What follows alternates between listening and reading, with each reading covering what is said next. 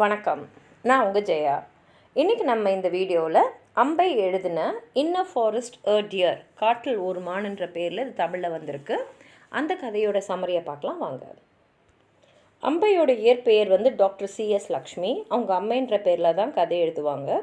இந்த கதை, அதாவது காட்டில் ஒரு மான், இது ஆங்கிலத்தில் இன்ன ஃபாரஸ்ட் அ டியர்னு மொழிபெயர்த்திருக்காங்க. இதில் நம்ம தங்கம் அத்தைன்ற ஒரு கதாபாத்திரத்தை தான் பார்க்குறோம். இவங்களுக்கு ஏன் ஒரு குறைபாடு மாதிரி இருக்குன்னா, அவங்களுக்கு மாதவிடாய் வரதே இல்லை.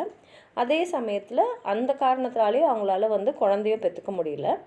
இதனாலேயே அவங்களுடைய கணவர் வீட்டுக்காரங்களாம் அவங்கள ரொம்ப கொடுமையாக பேசுகிறாங்க. அவங்கள எல்லா வகையான மருத்துவ பரிசோதனைக்கும் உட்படுத்துகிறாங்க. எல்லா மருத்துவர்கிட்டையும் அழைச்சின்னு போகிறாங்க. எல்லா விதமான மருத்துவமும் அவங்களுக்கு கொடுக்கப்படுது.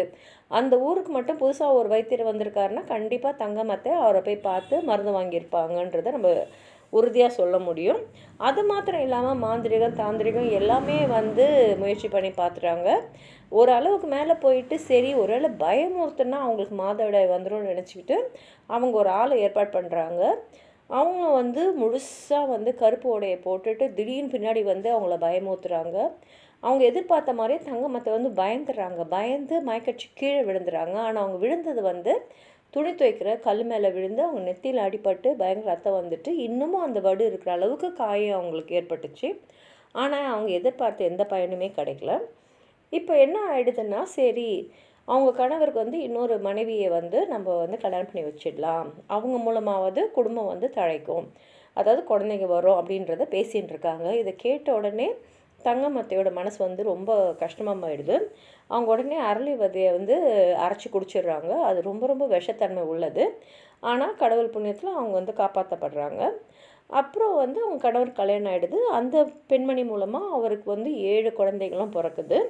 அந்த குழந்தைங்கள பார்த்துக்கிறது, மற்றவங்களோட குழந்தைய பார்த்துக்கிறதுலேயே இவங்க ரொம்ப சந்தோஷமாயிடுறாங்க. முக்கியம் பார்த்திங்கன்னா தங்கத்தையோட ஸ்பெஷாலிட்டி என்னென்னா, ராத்திரியில் குழந்தைங்கள் கதை சொல்லுவாங்க. என்ன மாதிரி கதைன்னா, அவங்களாவே ஒரு கதையை உருவாக்கி அதை சொல்லுவாங்க. கிட்டத்தட்ட பார்த்திங்கன்னா அவங்க தன்னுடைய அனுபவத்தை தான் பசங்களுக்கு கதை மாதிரி அவங்க ஒரு மெட்டாஃபரிக்கல்னு சொல்லலாம். அந்த மாதிரி இந்த கதை கேட்குற குழந்தைங்களில் வள்ளி, இப்போ நம்மக்கிட்ட இந்த கதையை ஒரு குழந்தை சொல்கிற மாதிரி அமைஞ்சிருக்கு. அந்த குழந்தையோடைய பெரிய அக்கா மாதிரி இருக்கிறவங்க தான் வள்ளி. அவங்க சொல்லுவாங்க, நான் கேள்விப்பட்டிருக்கேன் இந்த மாதிரி இவங்க அத்தை பூக்காதவங்களாம், அதே மாதிரி உள்ளே அவங்க காலியாக தான் இருக்காங்க, இப்போ காலியாக இருக்கிறதுனால தான் அவங்களால குழந்தை பெற்றுக்க முடியல அப்படின்னு எல்லாம் பேசுகிறாங்கன்னு போது இந்த குழந்தைங்களுக்கு அது ஒன்றுமே புரியலை. பூக்காததுன்னா என்ன, குழந்தை பிறக்காததுனால என்ன அப்படின்லாம் இவங்க ரொம்ப யோசிக்கிறாங்க. ஆனால் அத்தை எப்படின்னா ரொம்ப ரொம்ப பாசமாக இருக்கக்கூடியவங்க. அதனால் அவங்க மனசு கஷ்டப்படுற மாதிரிலாம் அவங்கள இருக்க முடியாது. ஏன்னா அத்தை அவ்வளோ பாசமானவங்க. இந்த கதையில் எப்படின்னா, கொஞ்சம் தலைக்காணிங்களெல்லாம் வெளியிலேருந்து வரவங்களுக்கும் குழந்தைங்கள் கொடுக்கறதுக்காக வச்சுருப்பாங்களாம். அந்த தலைக்காணிலாம் பார்த்திங்கன்னா நல்ல ஒரு டார்க் க்ளோத்தில் உள்ளே காட்டன் உள்ள முடிச்சா போட்டு இருக்குமா.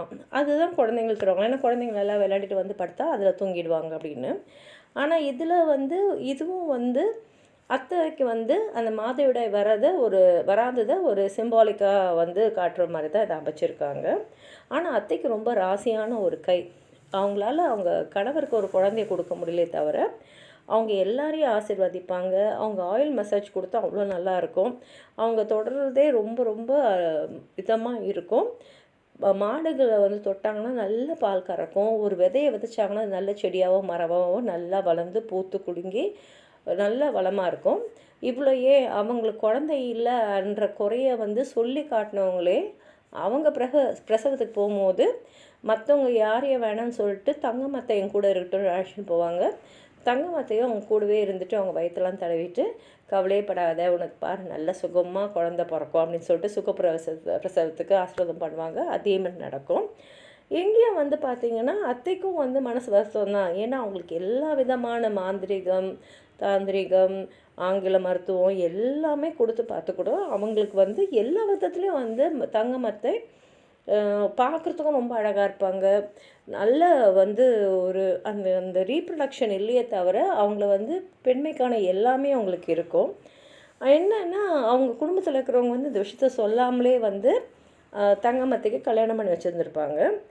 அதே சமயத்தில் அவங்களுடைய இன்லாஸும் வந்து எப்போ பார்த்தாலும் வந்து அதையே தான் சொல்லி காமிச்சு ஏன்னா அவங்களுக்கு என்னென்னா ஏகாம்பரத்துக்கு குழந்தை பிறக்கலையோன்ற ஏக்கத்தில் தான் அவங்க இன்னொரு பெண்ணை வந்து கல்யாணம் பண்ணி வச்சிடலாம் அப்படின்னு நினச்சிட்டு இருந்தாங்க. ஆனால் அதை கேட்ட உடனே அவங்க வந்து விஷம் சாப்பிட்டு அரளி விதையை அரைச்சி குடித்து தற்கொலைக்கு முயற்சி பண்ணதை பார்த்தோன்னே ஏகாம்பரம் வந்து இல்லை ஏன்னா அவருக்கு வந்து அவங்கள ரொம்ப பிடிக்கும், அவங்கள தங்கமான்னு தான் கூப்பிடுவார், அவ்வளோ ஆசை அவங்க மேலே. அதனால் சரி வேண்டாம், நான் இன்னொரு பொண்ணை திருமணம் பண்ணிக்கல அப்படின்னு சொல்லும் போது தான் தங்கமத்தை வந்து அவங்க மனசை வந்து மாற்றிக்கிட்டு அவங்களே இன்னொரு பொண்ணை பார்த்து அவங்க கணவருக்கு திருமணம் பண்ணி வச்சாங்க.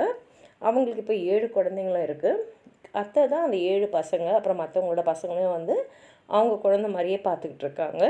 அவங்களுக்கு அது ரொம்ப பெருமை தான். அவங்க சளைக்காமல் குழந்தைங்களுக்கு வேண்டியதெல்லாம் செஞ்சுட்டே இருப்பாங்க.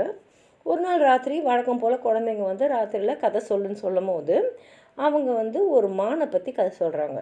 ஒரு காட்டில் ஒரு மான் இருந்துதான். அது ரொம்ப சந்தோஷமாக அதோட கூட்டத்தோடு அந்த காட்டில் வாழ்ந்துட்டு இருந்ததாம். அந்த காட்டில் வந்து அது ரொம்ப பாதுகாப்பாக இருந்தது. ஏன்னா அந்த காட்டில் வந்து நெருப்பெல்லாம் எரியாது, வேடர்கள் யாரும் வரமாட்டாங்க, ஒரு மிருகம் இன்னொரு மிருகத்தை கொடுமைப்படுத்தாது, அதுக்கு வேண்டிய சாப்பாடு தண்ணி எல்லாமே அந்த காட்டில் இருந்ததாம். ஆனால் விதிவசத்தில் என்ன ஆயிடுச்சுன்னா, ஒரு நாள் அந்த மான் வந்து வழி தவறி வேறு ஒரு காட்டுக்கு போயிடுச்சான். அந்த காட்டு வேறு மாதிரி இருந்துதான். சுற்றி பார்த்துச்சான். அதுக்கு திருப்பி தன்னோட காட்டுக்கு வர வழியே தெரியலையா.